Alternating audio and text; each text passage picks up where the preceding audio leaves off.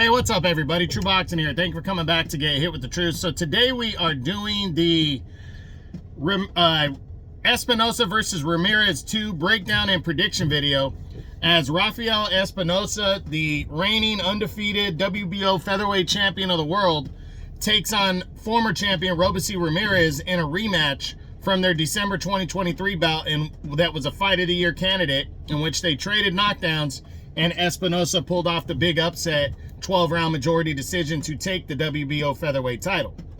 Now, before we get into that, if you could smash the like button, leave a comment, or subscribe to the channel. I really do appreciate any and all support that I can get as I continue to build my channel here.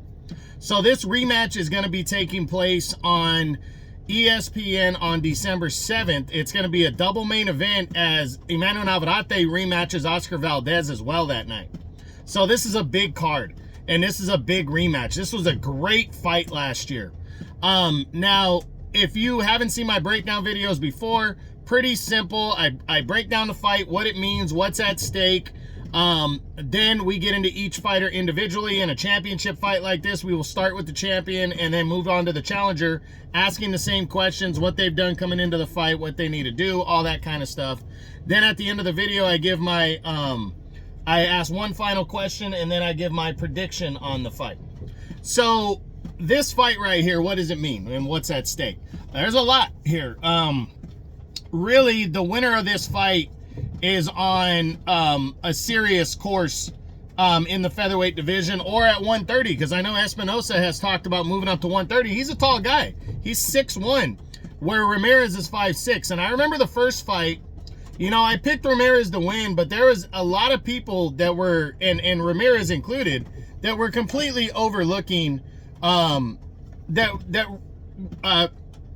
were completely overlooking the champion, or the challenger, Rafael Espinoza. Some of it I understand because he hadn't really fought anybody, but his knockout ratio was good.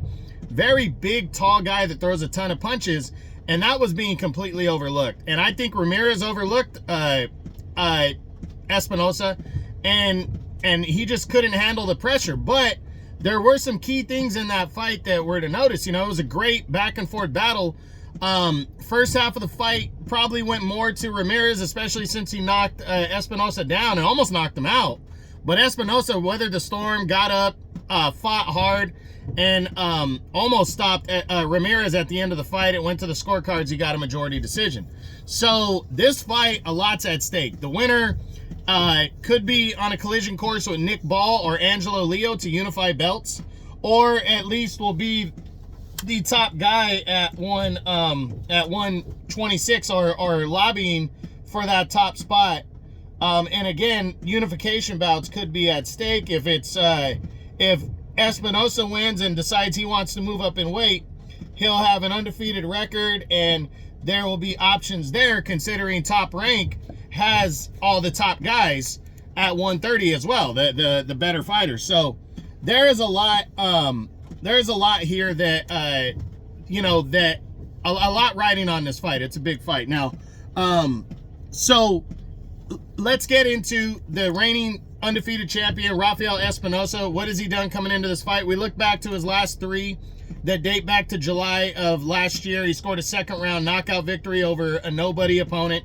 Then he got the shot at Ramirez. Great back and forth, as I said, Fight of the Year candidate, and scored a big upset to become the champion. And then since then has made one defense. In June of this year, he took on Sergio Sanchez and dominated him, stopping him in only 4 rounds. So Rafael Espinoza is ready to roll. He's confident. He's now a defending champion, and he already has one defense under his belt. This will be his second. He's ready to rock and roll. He's hungry, and I think he wants to leave, no doubt. I did hear him talking about moving up to 130, you know, which kind of worries me about the weight, but, you know, we'll see. Obviously, he signed on for this fight, so he's good to go for this rematch. It's a mandatory fight, too. So what does Rafael Espinoza need to do to win this fight?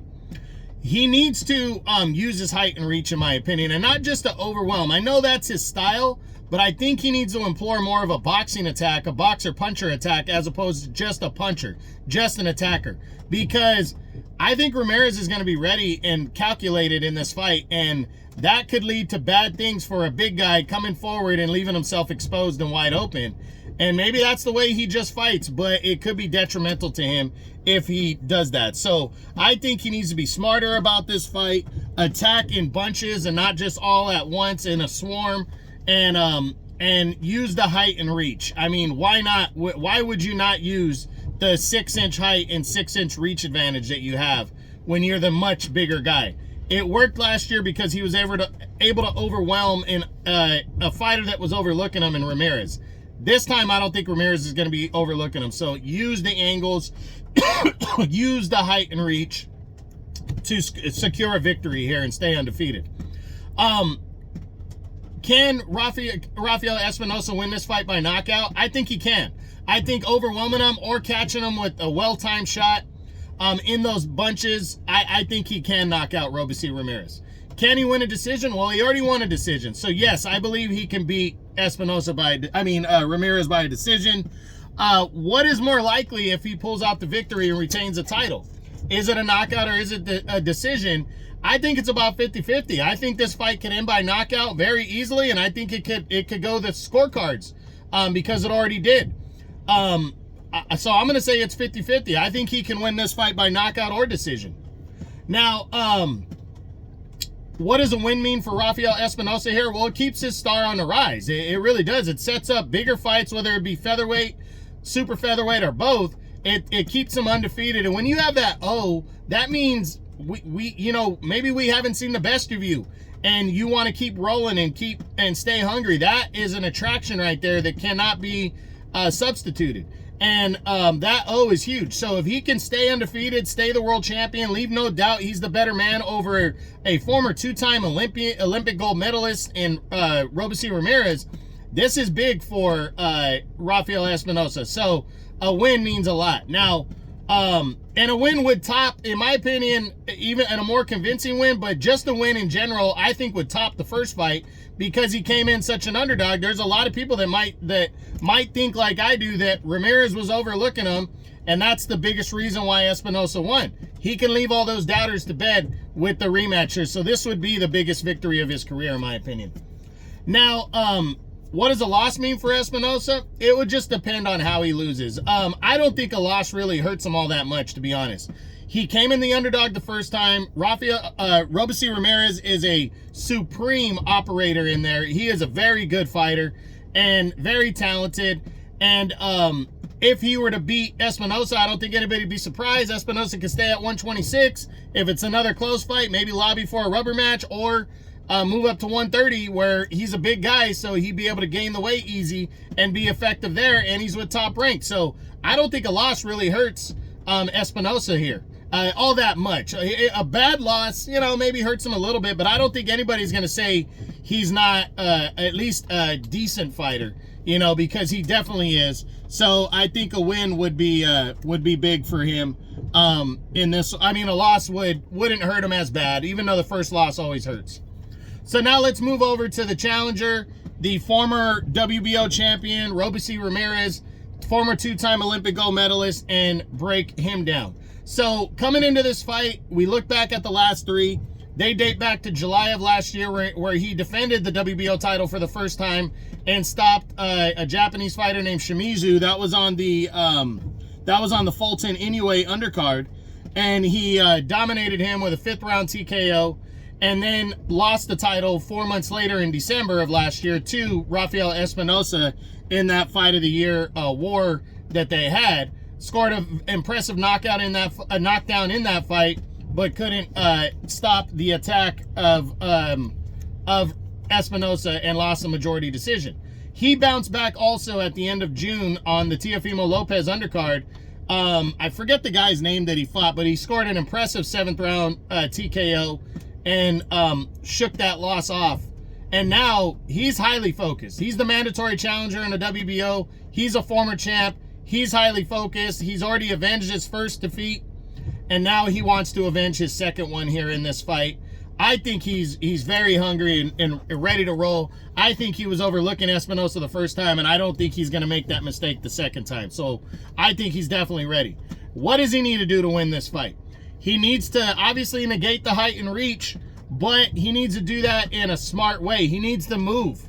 He needs to use the angles. He needs to get Espinoza tired, but time those shots and make sure he's throwing combinations and taking advantage of Espinoza leaving himself wide open with perfectly timed shots. He hurt Espinoza bad last year, even though I felt he overlooked him and he almost had him stopped in that 6th round when he put him down. I think a calculated attack, he can win this fight by knockout, or take over the fight and wear down Espinoza. So I just said, can he win this fight by knockout? I absolutely think he can. He almost had Rafael Espinoza knocked out last year. So I absolutely think Robeisy Ramirez can win this fight by knockout. Can he win this fight by a decision? I think he can. It might be tougher because Espinoza throws so many punches and he's so big and he overwhelms, and he's given up 6 inches in height, 6 inches in reach, but I still think he can win a decision. It might be a close one though. So what does a win mean for Robeisy Ramirez? It means everything. It puts him right back on that pedestal. I think majority of people think he lost that fight, as I said, like myself, because he was overlooking Espinoza. Espinoza's a good fighter though. He's proven that, and he's an awkwardly big, freakishly big fighter, and I think that's what gave the most problems to our guy Ramirez right here. So if he can fix the mistakes, be in great shape, be ready for 12 hard rounds, be ready to move and use the angles, I absolutely think he's in this one, and a victory means a lot for him in this one. It puts him back on that pedestal, headed towards unification, or when Naoya Inoue moves back up, it gives him a chance to reestablish himself as maybe the top guy at 126, sets himself up for unifications, potentially against Nick Ball or Angelo Leo, who are both tied with Top Rank as well, and that's huge. That would be his 2025, and that's what he needs to do is avenging this loss. So it means a lot. What does a loss though mean for Ramirez? A loss hurts him badly. I think a loss, he probably goes to 130, but he's taking more time off, and 2025 becomes an absolute rebuild year, which slows the momentum, so a loss is bad. A loss would really be devastating to Ramirez right now. He doesn't need that. He needs to bounce back with a victory. So it's do or die for him. He cannot lose this fight for Robeisy Ramirez.